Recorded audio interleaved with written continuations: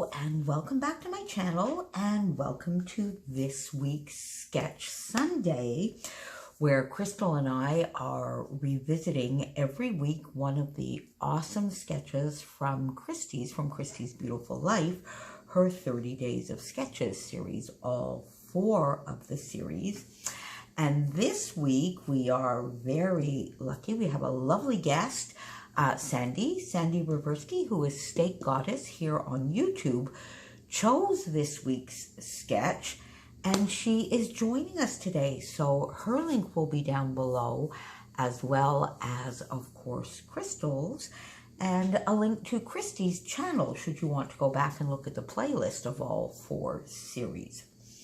So the sketch that Sandie chose, it's a Creative Scrappers sketch, which is another one of my favorite sketch series.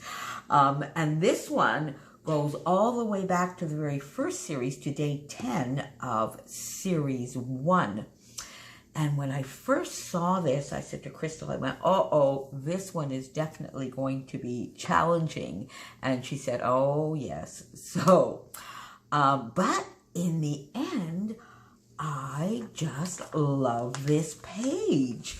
So thank you, Sandie.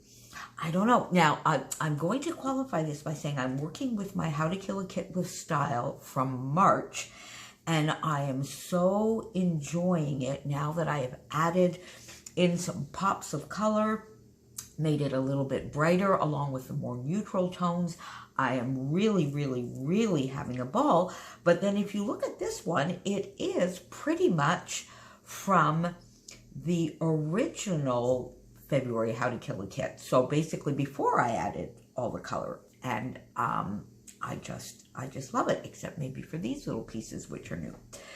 So the sketch seemed to have a central design with some very small photos. So I interpreted these as pretty much 2x2s, a central block here, and what I saw as stitching. Now, you see, I'm unclear here as to whether this was a frame or that's just how it printed off. But anyway, I decided to, of course, add a frame around my white cardstock because, you know, that is what I do. I add a frame, or I do some outlining or some inking, and this time I just added a frame.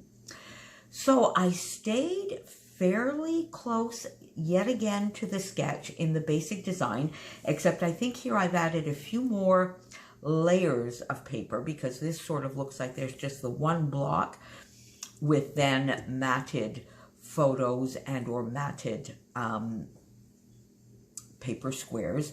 So I added a few more layers in mine so that I could add a little bit more contrast. So I started with this, and this paper is both sides of that lovely pattern paper that I had added, which is some very old pattern paper that I had in my stash. And this sort of lovely mossy green is the one side. And this kind of wreathy, I don't really know whether it's Christmas, but it certainly could work for Christmas, and that's what I've used. This will be going into my basic Christmas album that I'm doing. So I chose this as the central piece, and then I flipped it over to use this side as another layer. But then when I put the green on here, I found that there really wasn't enough of a contrast. So I just went into my stash and got some cardstock in a fairly dark brown that I put in between those 2 layers.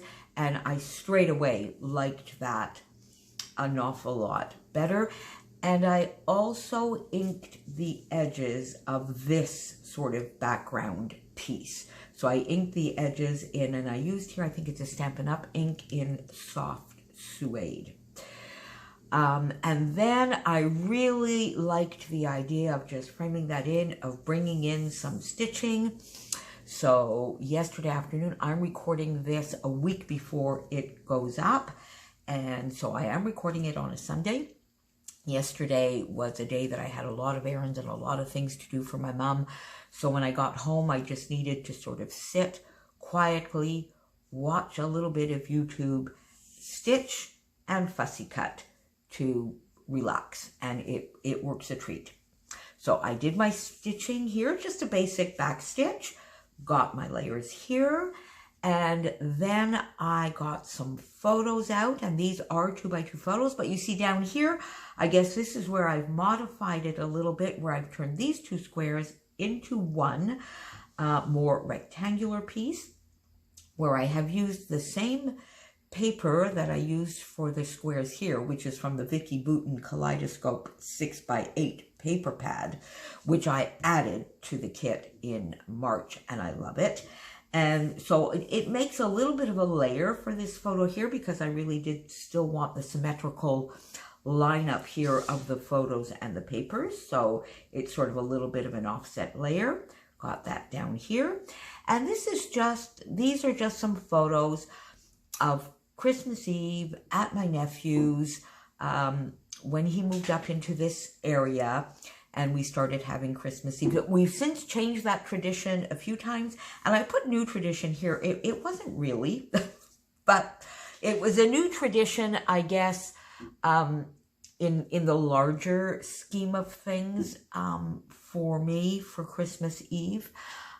This is going into my generic album, so the journaling will be on a pocket page here on the side, where I have other just little photos of different Christmas Eves. So that will go here. And I guess this is another modification that I did to the sketch, where I put the title, and these letters are from Fancy Pants Design, and I put the sort of title down the side here as opposed to up here. Here I just put the year, 2015. And in fact, I have to go and check, because it could have been 14. I'm just going to have to go back and check in my notes. But in any case, I get the year here. I inked also the Vicki Boutin papers to give them a little bit of differentiation. I matted the photos on the same dark brown cardstock.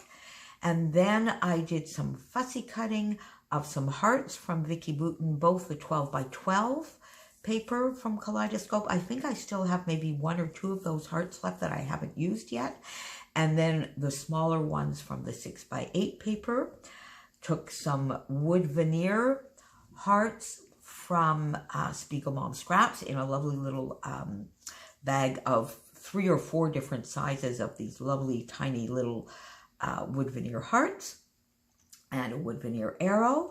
This is from the Gingham Farms chipboard, so I got that. So I could just do a little bit of decoration here, following a little bit the way they did it on the sketch.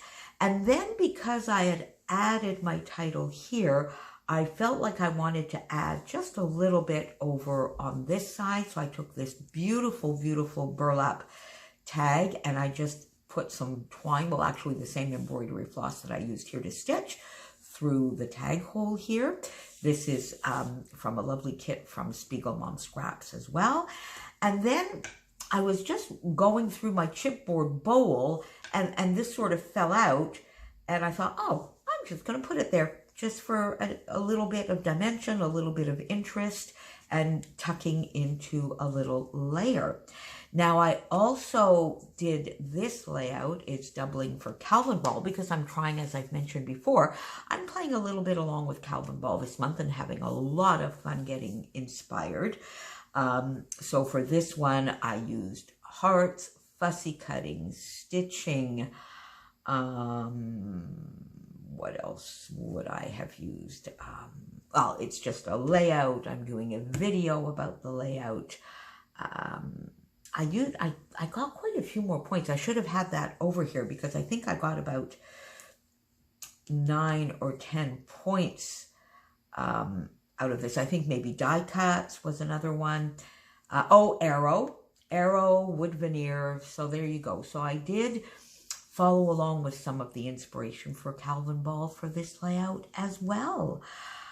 So there is my take for this week's Sketch Sunday. Please don't forget to pop on down below so you can go over and see Crystal's A lovely, lovely creation, as well as Sandie's awesome creation. I love, Sandie has a way of layering and has a design style that I really, really love. So I'm really chuffed that she is joining us today. Thank you, Sandie, and thank you for choosing the sketch. Come back and see us next week where we will have another guest with us. See you next week and have a lovely week. Thanks for being here. Bye.